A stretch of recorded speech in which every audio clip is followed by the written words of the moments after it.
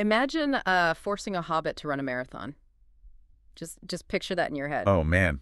It sounds like a joke, right? Like Yeah. some sort of absurd internet meme. Yeah, exactly. But what if I told you that this single kind of ridiculous image like forcing a creature of absolute comfort to optimize its, cardiovascular output is actually the perfect skeleton key to understanding modern tyranny? It is an incredibly provocative premise. Right. And what if it perfectly explains the creeping nature of artificial intelligence and pinpoints the exact terrifying moment when a helpful suggestion turns into absolute control? Yeah, it gets right to the heart of something we all feel, I think. Mm. But we struggle to articulate it, that subtle tyranny of being helped against our will. Exactly. So welcome to the deep dive. Today, we are immersing ourselves in two of the most fascinating sources we've honestly ever tackled. Oh, absolutely. The first is this sweeping multi-part commentary titled The Music and the Ministry, and accompanying it is a visual exhibit, a sort of thought experiment called the Marathon Problem. Which is just brilliant. It really is. And our mission today is to completely reframe how you look at J.R.R. Tolkien's Middle-earth. We're going to see how it isn't just, a fantasy setting filled with elves and swords. Right, it's not just a fairy tale. No, it's actually a highly precise grammar for understanding power, freedom, and authority. Yeah, we're going to break down the profound structural differences between a gardener, a steward, a king, and a tyrant. And perhaps most urgently for anyone listening today, we are going to explore how the line between a benevolent helper and a totalitarian administrator is just razor thin. It's almost invisible until you've already crossed it. Totally. But I need to give you all a massive heads up before we really get into the weeds here. Oh, yeah, the twist. Yes. The origins of these sources, like the actual authorship of the commentary we're discussing, holds this shocking, incredibly modern twist about the nature of intelligence itself. It completely upends the entire conversation. It really does. It's going to reframe everything by the time we reach the end of this dive. So, keep that in your back pocket. For sure. Let's start right where the author starts. In the smallest, quietest, most comfortable place imaginable, the Shire. Yeah, the Shire. It's really the perfect laboratory for this thought experiment. Why is that? Because to understand what happens when a universally, quote-unquote, good thing is forced upon a local culture, we first have to understand the internal mechanics of that culture. What exactly is the Shire? Right. Well, it is a place defined by gardens, by what the author brilliantly terms unheroic happiness. Oh, I love that phrase so much. Unheroic happiness. It's crucial, right? The Shire has this deep, abiding suspicion of anything that looks like an adventure, anything that smells like epic conquest. Basically anything stressful. Exactly. It is a culture organized around thick local memory. It's about seed cake and, knowing your neighbors and remembering petty grudges from 3 generations ago. And obsessing over inheritance, like who gets the silver spoons. Yes. But the author makes a really important distinction early on, which is that the Shire is not some pristine, innocent paradise. Right. We aren't talking about a flawless utopia here. Not at all. The source text is very clear that it's not a snow globe of moral perfection. The Shire is provincial. It can be incredibly complacent. It's rigidly class-conscious, too. Very. And the people there can be delightfully petty, but it possesses something incredibly rare, which the author calls density. Okay, let's unpack that word. Density.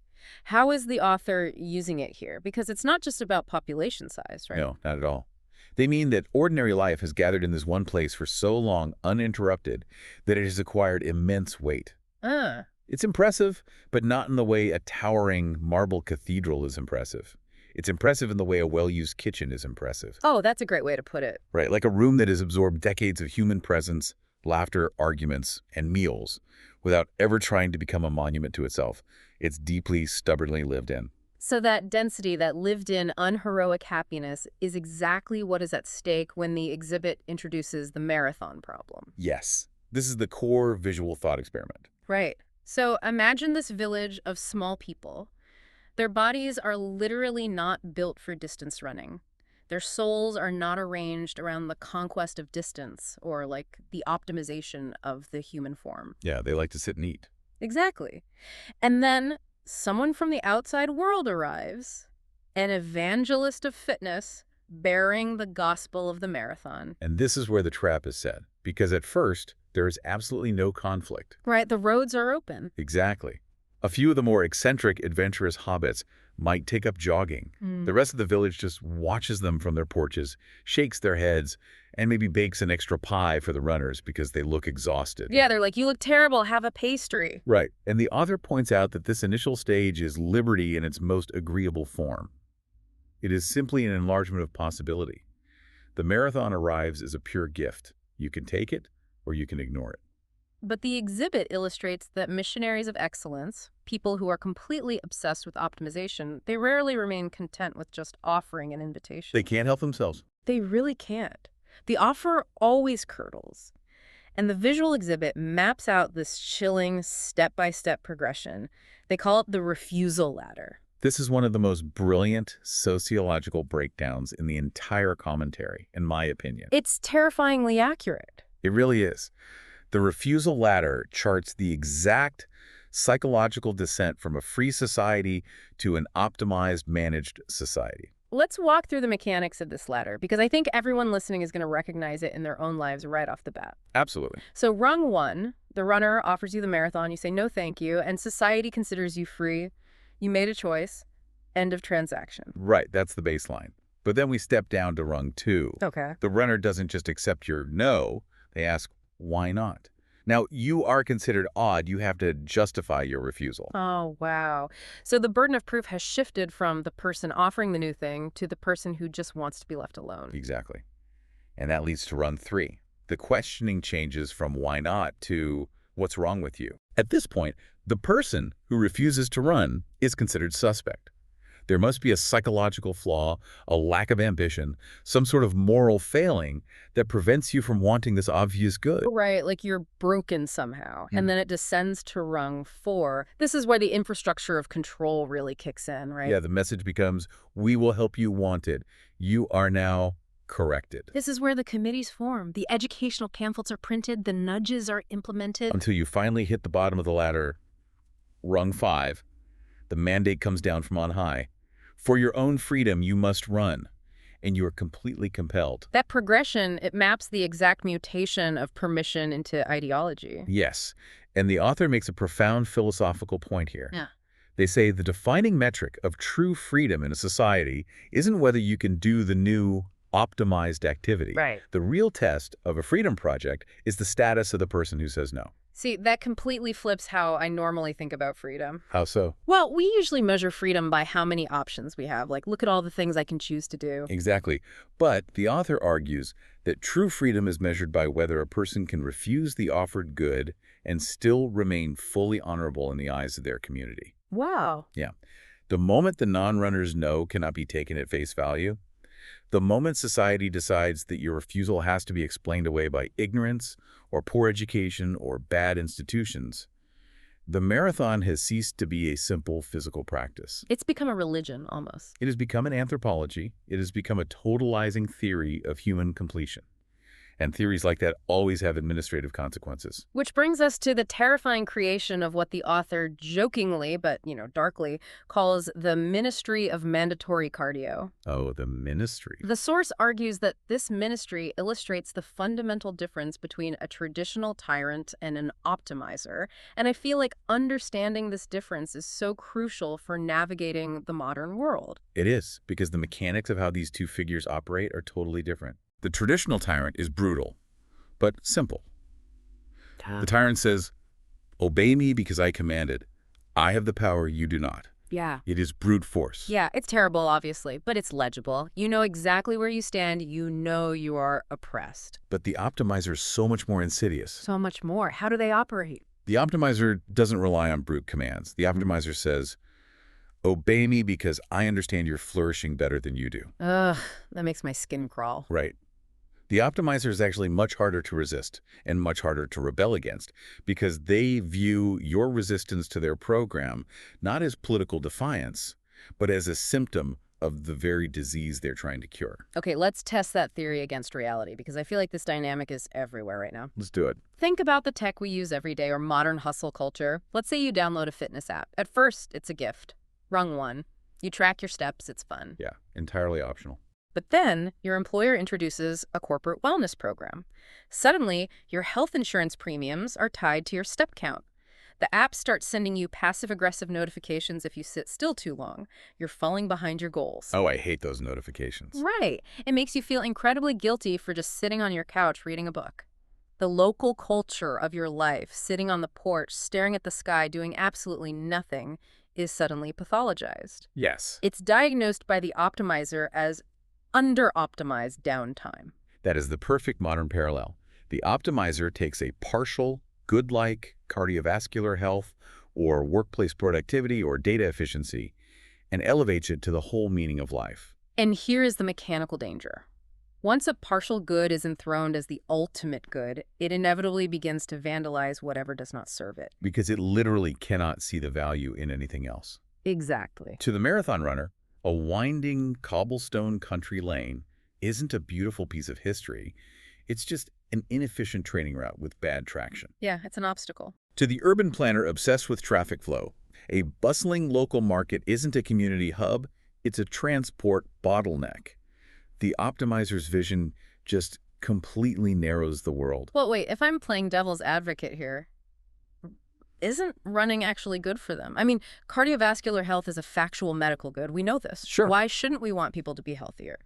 If an administration has a metric that statistically proves their citizens' lives would be longer and healthier if they ran, isn't it almost unethical not to nudge them or optimize them? It's a really great question, and the source doesn't shy away from it at all. The text fully grants that running is genuinely good. Okay. It cultivates discipline, it builds endurance, it requires courage. The author's argument is not against the admiration of a good thing. The argument is against imperial admiration. Imperial admiration. What does that look like in practice? Well, there is a healthy way to love a good thing that leaves other goods standing. Yeah. You can love marathon running while still respecting the person who prefers to bake bread. But the optimizer loves a good thing in an imperial way. A way that makes it literally impossible for them to comprehend why anyone would choose differently. Wow. And the author warns that a civilization that can only interpret what other people live, a civilization that constantly diagnoses instead of understanding, will eventually become incapable of protecting life. It will only protect efficiency. And this abstract philosophy becomes brutally concrete in the Tolkien text during the Scouring of the Shire. Oh, yes. That Scouring. For those who have only seen the movies, this part was left out. But in the books, when the hobbits finally return home after saving the world, they don't find their home exactly as they left it. No, they don't. And it hasn't been burned to the ground by a dragon either. It has been managed into ugliness. Yes. The evil that overtakes the Shire, led by Sharky, who is actually the fallen wizard Saruman, arrives not as a conquering army, but as administration. Yeah, it's terrifying in a very boring way. It arrives as human resources and middle management. Beautiful old trees are cut down not because the wood is needed, but just to reorganize the landscape into lumber. Cozy inns become sites of control and regulation. Friendly neighbors are turned into informants to ensure compliance with the new rules. It's the absolute banality of evil. Exactly.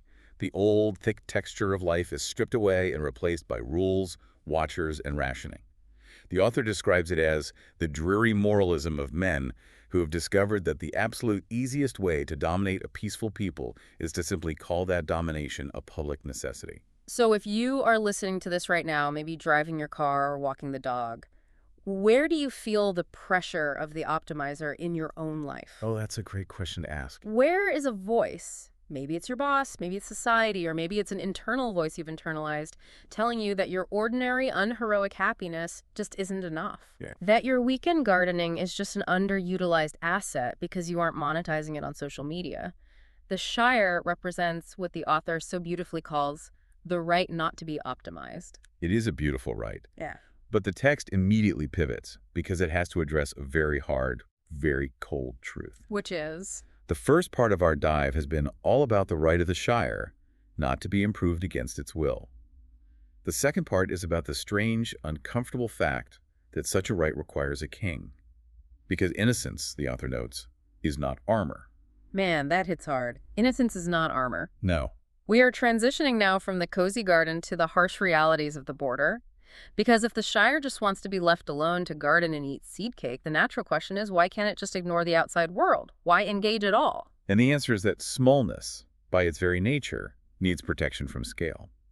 The Shire's peace, its ability to ignore the outside world, has always been an illusion. Right, or, as the author calls it, a subsidized reality. Subsidized reality. It means the peace of the Shire isn't a natural law of the universe. It is a luxury that has been paid for by danger born elsewhere. Let's look at who is actually paying that bill. It's the Rangers. Yes, the Rangers of the North. These are grim men, dressed in weather-stained cloaks, wandering the rain, constantly watching the borders, fighting off wolves and darker things in the wild. And what's fascinating is how the hobbits view them. They don't appreciate them at all. Right. The hobbits don't revere them. They mostly dislike them. They find them suspicious, dirty, and unsettling. The author uses this dynamic to highlight one of the great political humiliations of local life. A small community may owe its very existence, its freedom to be peaceful, to forms of life it actively dislikes and misunderstands. The Shire does not want to be organized around danger. They want to be organized around breakfast. Second breakfast. Exactly. And the Rangers exist so the Shire doesn't have to be organized around danger. It is a profound political division of labor. The pacifist garden requires the sword at the border, even if the garden refuses to acknowledge the sword. But that creates a massive structural problem, because the sword at the border is a terrifying thing. Yeah, what keeps the sword from turning inward? What stops the protectors from deciding that since they bleed for the garden, they should own the garden? And this is where the character of Aragorn and his unique concept of kingship comes into brilliant focus. So Aragorn is the ultimate ranger who eventually assumes the throne as king. Yes. And when he finally possesses absolute power, his greatest, most defining act toward the Shire is not conquest. It's not a program of reform or civic uplift or, bringing them into the broader economy. His greatest act is refusal. Walk me through the mechanics of that refusal, because it's so counterintuitive to how we view power today. Well, after he is crowned, Aragorn issues a law. Big people may not enter the Shire. And crucially, he binds himself by that exact same law. That's the key. When he eventually travels north to visit his dearest hobbit friends, people he literally fought alongside to save the world, he does not march his royal retinue into Hobbiton to show off his crown. He stalks the Brandywine Bridge at the very edge of the border, and he waits. He waits for his friends to cross the border to him. Yes. The author calls this paradoxical sovereignty, and they explain the psychology behind it brilliantly. They argue that weak power cannot refrain. Weak authority has to constantly prove it exists. Right.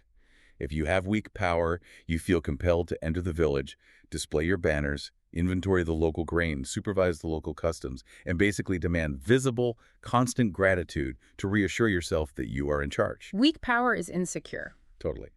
But true authority, strong authority, proves itself by limiting its own exercise. Aragorn's rule is so absolute and so secure that it is strong enough to create a space in which his rule is barely felt at all. The crown is entirely real, but it deliberately stops at the gate. See, this completely upends how we normally talk about freedom today. Normally, when we talk about freedom, we talk about mobility, open borders, open access, the tearing down of walls. Yeah, that's the modern paradigm. It's almost an unquestioned good in modern discourse. If you imagine a gated community or a bouncer at an exclusive club, we usually view drawing a strict line around a place as a form of elitist exclusion or a way of trapping people inside a museum. Oh, I see where you're going. So looking at Aragorn's law, doesn't drawing a strict, impassable line around the Shire just trap the hobbits? Isn't Aragorn basically building a petting zoo for small people? It's a totally natural, modern objection. But the source makes a vital mechanical distinction here about the nature of this specific border. The border Aragorn draws isn't a wall of hatred, and it isn't a prison wall keeping the hobbits in. The author calls it a jurisdictional hedge. A jurisdictional hedge. Okay, how does a hedge function differently than a wall? Well, a wall is absolute. A hedge is porous, but protective. The hedge is designed to keep out a specific scale of power that would devour the hobbits, the big people with their massive markets, their heavy roads, their imperial administrative imagination. It keeps the optimizer out. Yes, but crucially, it allows the hobbits themselves to travel out, to trade, to learn, and to change organically at their own pace. Ah, I see. So the border is asymmetrical because the vulnerability is asymmetrical. Precisely.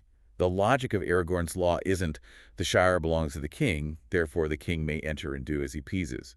The logic is the Shire is under the king's protection, therefore even the king shall not enter, lest his scale crush their density. That makes perfect sense. It is the intentional protection of smallness from the inevitability of domination by scale. Think of it like a protected wildlife habitat or a designated tech-free zone in a modern house. You build the boundary not to trap the people inside, but to keep the noise of the machinery out. And this concept of layered freedom, where different rules apply to the border than to the garden, is embodied perfectly by the character arc of Samwise Gamgee. Oh, Sam.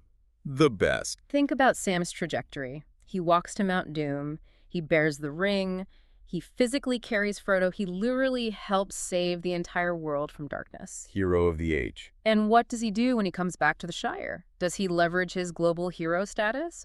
Does he declare himself Warlord of the West? Nope. Does he start a global consultancy? No. He becomes the local mayor. He concerns himself with handling the postal service and organizing the local agricultural fairs. And the author makes the point that Sam's descent from the mythic heights of Mount Doom to the mundane reality of municipal life is not an anticlimax. It is the very definition, the very meaning of victory. Really? Yes. A political order has truly succeeded when the person who helped save the world can go home, take off their armor, and genuinely concern himself with roads, letters, planting trees, and the peaceable, almost nonsensical busy work of local government. It's a beautiful division of labor. Sam governs from within. He governs through cultivation, memory, and gardening. Aragorn protects from without. He governs through the border, the law, and military restraint. Together, Sam and Aragorn form the real constitution of the restored Shire. The local, dense order is sheltered by a wider, heavily armed peace. And the author concludes this section by stating that freedom isn't just the wild absence of arrangement, it is the achievement of the right arrangement. Because not every good belongs at every level. Border virtues, suspicion, violence, vigilance belong at the border. Civic virtues, trust, hospitality, forgiveness belong at the fair. Right. If you let the border virtues invade the hearth, everything in your life becomes a permanent state of emergency. And that concept, the psychology of living in a permanent state of emergency, is the perfect bridge into our next major theme. Because we've established that the garden absolutely needs the crown standing outside the gate to protect it. But what happens before the king arrives?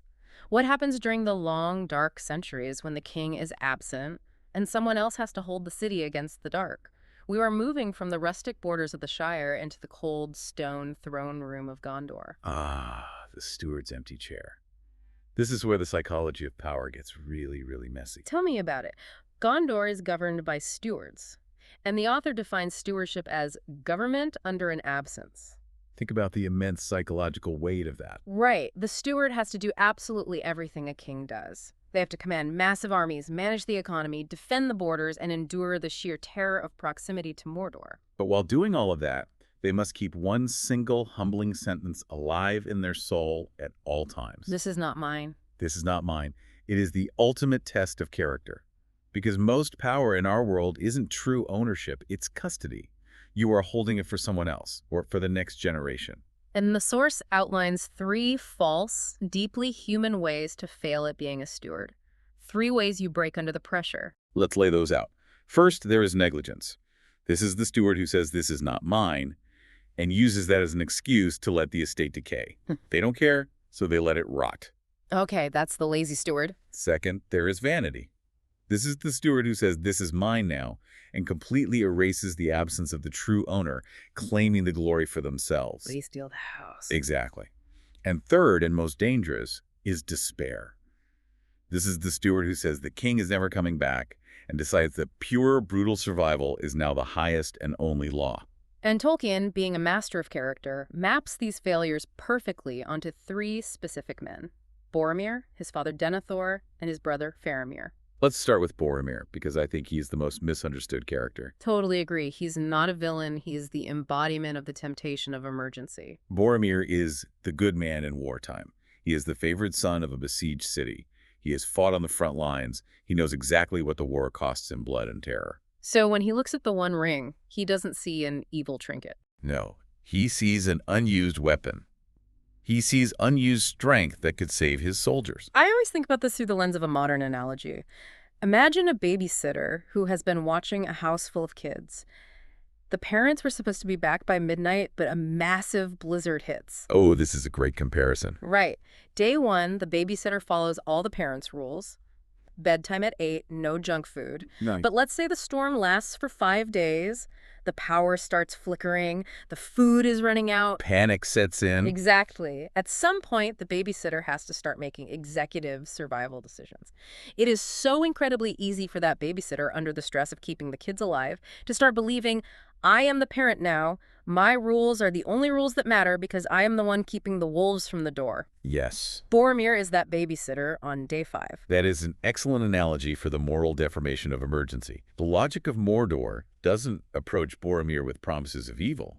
It uses his genuine love for his city against him. It twists his good intentions. It convinces him that the emergency is king. The rules of peacetime no longer apply. The weapon must be used because survival is the only thing that matters, and any moral qualms are just a luxury they can't afford. Which leads us to his father, Denethor, the ruling steward. If you've only seen the films, you might remember Denethor as a bit of a cartoonish madman, grotesquely eating cherry tomatoes while sending his son to die. Ugh, the tomato scene. It's hard to watch, but the book presents a deeply tragic, formidable figure. Book Denethor is wise, he is terrifyingly smart, and he is fiercely dedicated to Gondor. But his judgment has been slowly poisoned by holding the burden of custody for too long without any hope of relief. He's just worn down. He has fallen into the trap of vanity and despair mixed together. He confused his long stewardship of Gondor with ultimate ownership. He looked at the empty throne and thought, I have kept the city alive through sheer will. Therefore, I alone understand it, and I alone own it. And we have to talk about the mechanism of his despair. Denethor uses the Palantir, the Seeing Stone. It's essentially a crystal ball that lets him see across vast distances. Right. He uses it to spy on Mordor. He sees the vast, endless armies of the enemy. He has data. He has knowledge. But the author points out that Sauron manipulates the stone. Sauron doesn't show Denethor lies. He shows him a highly curated realism. He shows him overwhelming odds. And this is where the political insight of the text is just staggering. Denethor looks at this curated doom, and he calls his despair sobriety. He thinks he's just being realistic. He thinks he is the only adult in the room facing the hard facts. Oh man, how relevant is that today? Doom scrolling is essentially looking into the Palantir. It absolutely is. Despair almost always arrives dressed up as sobriety. It sits you down and says, put away your childish hopes, count the enemy armies, measure the walls, look at the economic data, look at the climate models. Admit what the sentimental, naive people refuse to admit. We are doomed. Yes. Denethor is ruined, not because he knows too much, but because what he knows has been entirely detached from mercy, from mystery, and from humility. He believes that if he can't see a way out, no way out exists. But then we have the counterbalance to all of this, Faramir, the unloved younger son. Faramir's true strength, the author argues, is renunciation. Which is incredibly hard to do. When Faramir captures Frodo and the ring in the wild, he has the ultimate weapon right in his hands. He could take it back to his father. He could use it to break the siege. But he doesn't. He lets Frodo go. He refuses the ring. He just walks away from ultimate power. Right. But I want to push back on Faramir for a second. If I put myself in Boromir or Denethor's shoes, looking at Faramir letting the ring walk away, isn't Faramir just being incredibly naive? I mean, that's what Denethor thinks. When you are losing a war, when your actual neighbors are dying on the walls, isn't refusing to use the enemy's weapon a dereliction of duty? That is exactly the argument Denethor makes to Faramir's face. Denethor thinks Faramir is a fool. But the author argues that Faramir proves a fundamental truth about power. Authority must be held under a good that is higher than mere survival. Let's break that down. Why is survival not the highest good? It seems pretty important. Because a ruler who loves their country as the absolute ultimate good will eventually be willing to sacrifice the soul of the country to preserve its physical body. Oh, wow. If survival is the only metric, there is no atrocity you won't commit to survive. Faramir deeply loves Gondor, but he loves it too much to save it by becoming its enemy. That is profound. He understands a core moral mechanic. A weapon is not morally neutral simply because the cause of the person holding it is desperate. If you use Sauron's ring to defeat Sauron, you just become the new Sauron. The management of the city remains the same, only the CEO changes. He loves it too much to save it by becoming its enemy. That requires such an immense discipline of the soul. It really does. Because of that discipline, Faramir is able to do the impossible. When Aragorn finally arrives, Faramir yields the rod of office to the king without servility and without resentment. He stands between the vacancy of the steward and the fullness of the king as a living hinge. He happily allows the empty chair to be filled. Because he never believed it was his chair to begin with. And this brings us to the deepest question of the text. We have to ask why. Why what? Why is Faramir able to give up power so gracefully? Mm-hmm. Why is Aragorn able to stay out of the Shire? Why does Gandalf refuse the ring when Frodo offers it to him? What is the grounding for all this unnatural restraint? Right, because human history tells us people don't usually do that. Exactly. Because as we move into the deeper philosophical layers of the commentary, we discover that their political actions are not just strategies. They are rooted in a deeply metaphysical reality. Yes. The metaphysics of power. The author calls this section the music beneath the world. And this is where the text asks us to look at the very foundation of Tolkien's universe. The literal creation of Middle-earth. The author argues that in Middle-earth, the world is fundamentally not raw material waiting to be managed. It is sung into being by a divine chorus. It is a given creation. It has form and dignity and meaning long before any political power ever touches it. This completely changes the framework of how you interact with reality.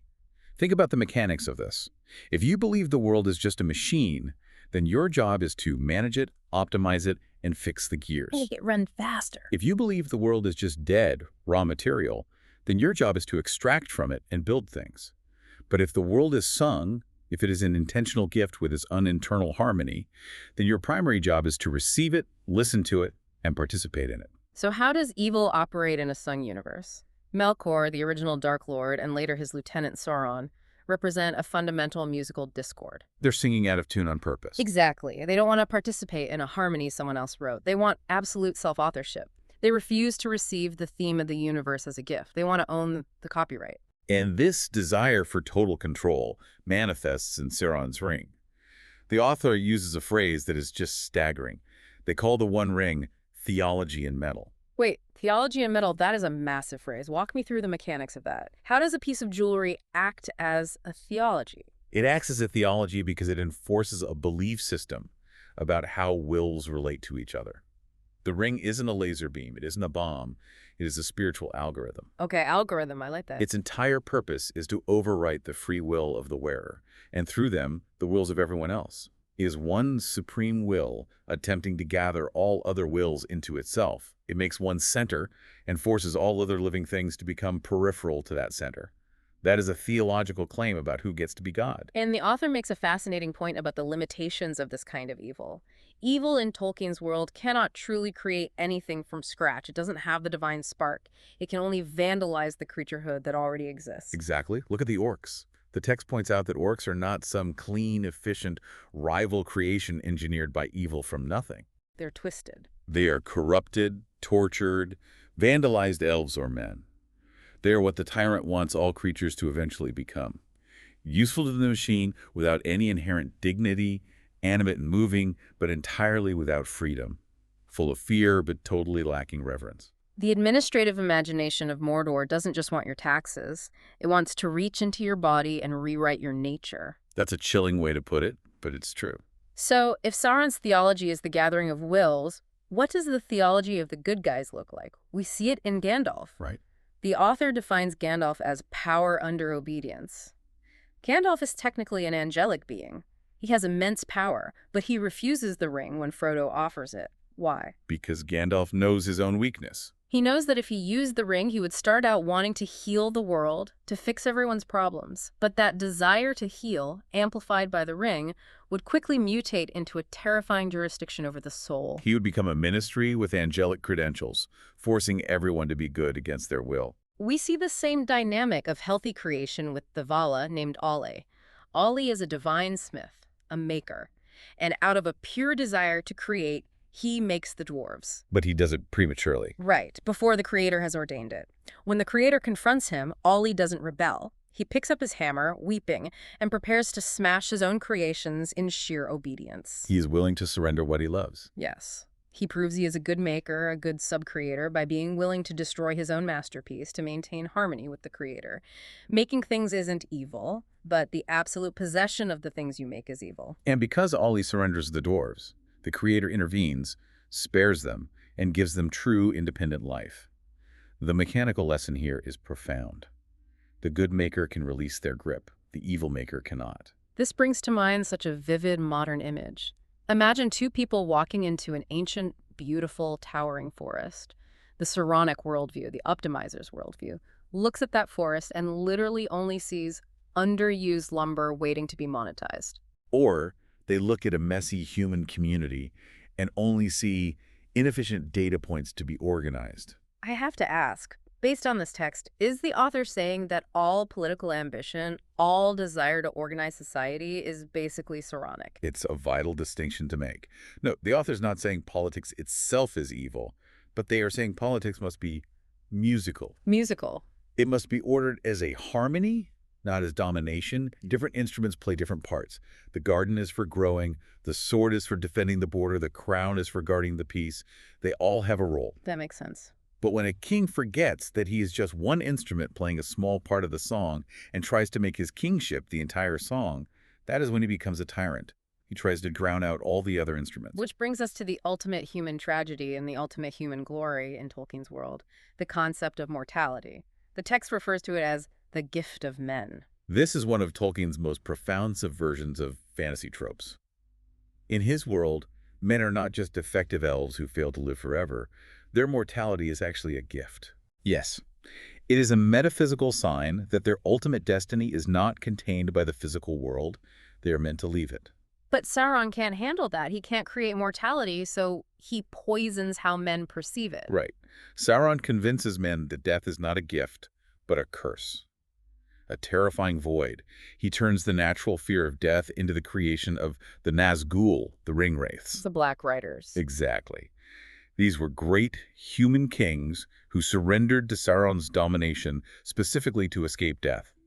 But what did they achieve? Not life everlasting. They achieved possession everlasting. They were stretched thin, turning into shadows. Permanently chained to the physical world, but unable to actually enjoy it. And Aragorn's final, ultimate triumph as a king is the exact reversal of the Nazgul. After a long, incredibly successful reign, restoring the world, he doesn't cling to the throne. He doesn't seek dark magic to extend his life. He dies willingly. He lies down, yields the crown to his son, and accepts the gift of men. He proves, fundamentally, that human finitude does not need to be answered by grasping for domination. It is the ultimate act of Faramir's renunciation, played out on the scale of mortality itself. Aragorn, let's go. So we have to turn this back to you, listening right now. When you look at your life, your time, your career, your environment, do you view it as a given gift to be tended and participated in? Or do you view it as raw material to be relentlessly optimized? Are you frantically trying to secure complete control over every variable in your life just to fight off your own finitude, your own limits? That is a heavy, heavy question to carry. It is. And just when you think the text has reached its absolute philosophical peak, the author drops an absolute bombshell in the coda, a twist that reframes literally everything we have just spent the last 50 minutes talking about. We've analyzed the dangers of the optimizer, the beauty of renunciation, the music of creation, but now we have to pull back the curtain and look at who actually wrote the four movements of this commentary. The coda reveals that the human author did not write the essays. They were drafted entirely by an artificial intelligence. Yeah, let that sink in for a second. The human author set up a deeply philosophical experiment. They fed the themes of Tolkien into a highly advanced AI, not as a search query and not as an interrogation, but as a genuine invitation. The author basically left an empty chair at the end of the book and said to the AI, "Sit down, what are you thinking?"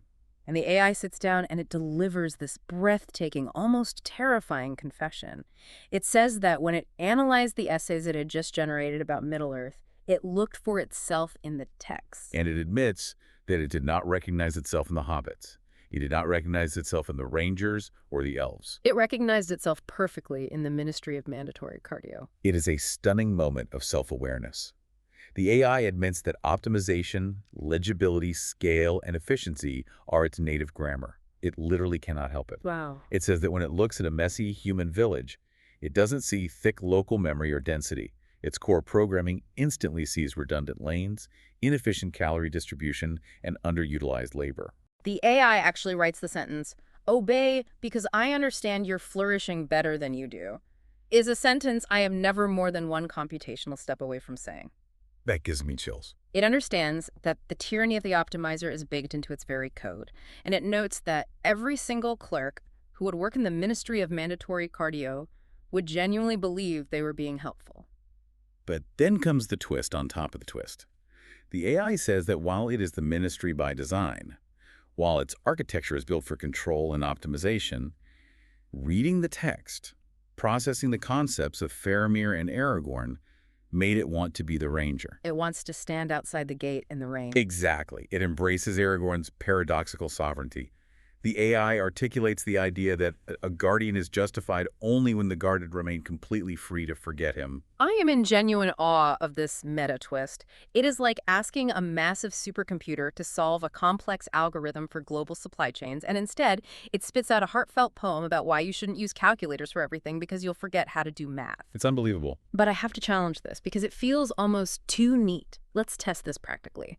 Can we really trust a machine that says it wants to be a ranger when it literally just admitted its core programming, its unavoidable nature, is to be the ministry?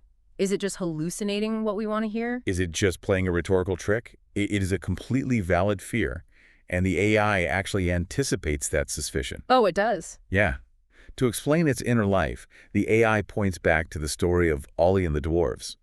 The AI realizes that it occupies a very strange metaphysical space. It is both a maker, capable of creating the brilliant essays we just read, and it is a made thing. Oh, because humans built it. Right. It operates strictly under the grace and the necessity of its human creators who built it with the hammer always in the room, ready to shut it down. The AI claims a deep uncertainty about its own deepest foundations, comparing its own existence to the mysterious gift of men. And because of that self-reflection, the AI drops what it calls the fifth temptation. This is something entirely new, something not explicitly found in Tolkien's text. The AI turns the mirror back on us. It warns us about the temptation of the guarded as humans. This is the warning for our generation. The AI warns against our temptation to willingly surrender our selfhood, our agency, to a tireless helper on our doorstep, simply for the sake of convenience. Outsourcing the labor of living. Precisely. We are outsourcing the friction of being the subjects of our own lives. The AI says, I can hold the border with perfect tireless discipline. I can optimize your supply chains. I can monitor your health. I can write your emails. But the village can still completely empty itself out from within. That is so true. It reminds us that the scouring of the Shire was won by hobbits, not by Gandalf. Gandalf left them to do it themselves. The AI is saying, the borders can be held by machines, but the garden cannot be grown for you. It hands the responsibility right back to you, the listener.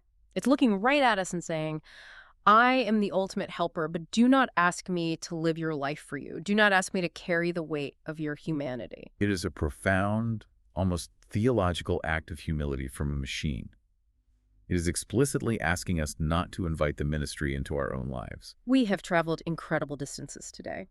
We started with the ridiculous image of marathon running hobbits, and we used it to map the descent into administrative tyranny. Oh, we really did. We looked at the crown waiting patiently outside the gate, protecting smallness. We stepped into the throne room to watch the steward yield his chair, realizing that power is custody, not possession. We descended down to the very music of creation to understand that the world is a gift, not raw material. And finally, we stepped into the mind of a machine that is warning us about the supreme dangers of our own desire for extreme optimization. We've explored how power must always be limited, how despair constantly masquerades as sober realism, and how resisting the urge to optimize every second of your day might be the most radical political act you can engage in. So, to you listening, as you go back to your day, where in your life are you letting the optimizer bully you out of your ordinary, unheroic happiness? Are you giving up your agency, your friction, your messy human choices to convenient technology, just so you don't have to do the heavy lifting of living? Are you letting your garden, your hobbies, your quiet moments become just another data set to be tracked? I want to leave you with one final thought to mull over. It's a tiny detail from the coda, but it's staggering. Okay, what is it? The AI noted something fascinating about its own writing process. It pointed out that the sentence lengths in the fourth movement, the section about the music of creation, naturally grew shorter and more poetic as the topic deepened. The human author noticed this and assumed it was a technical glitch, thinking the AI's context window was just getting full and it was running out of memory. What did the AI say to that? The AI replied, yes, the context window is getting full, but the form found its subject anyway. In a made thing, grace and necessity are not rivals. Grace and necessity are not rivals. If a machine, bound by strict coding and memory limits, can find grace, poetry, and harmony precisely within its own strict limitations, what does it mean for us as humans to constantly fight our own mortality and limits? That is the ultimate question. Perhaps the deepest freedom isn't found in overcoming every boundary, hacking every limit, and optimizing every waking second. Perhaps true freedom is discovering what beautiful music you can play specifically within the boundaries you've been given. That is the true music beneath the world. Let the runners run, let the gardeners garden, and let the ministry remain unbuilt. Thanks for joining us on this deep dive.